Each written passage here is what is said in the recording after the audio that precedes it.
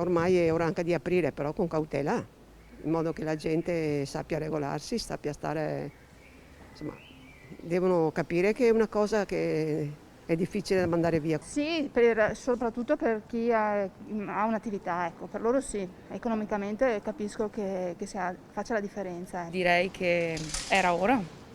Poi insomma ci sono i vaccini, c'è tutto questo calo di contagi, non ha senso tenerlo. Sarebbe meglio toglierlo, penso, secondo me ormai siamo abbastanza quasi tutti vaccinati. Sono d'accordo che venga tolto.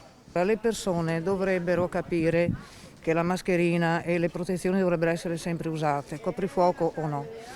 Forse il coprifuoco serviva magari a far capire a qualcuno che doveva un attimino ricordarsele queste cose, se no se c'è il liberi tutti uno non se lo ricorda e via così. Spero che vadano comunque con un po' di cautela, perché anche l'anno scorso e anche a dicembre avevano cambiato le varie zone, eccetera.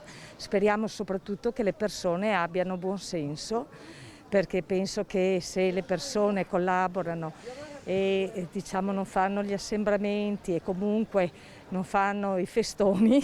Se ci comportiamo civilmente, sì.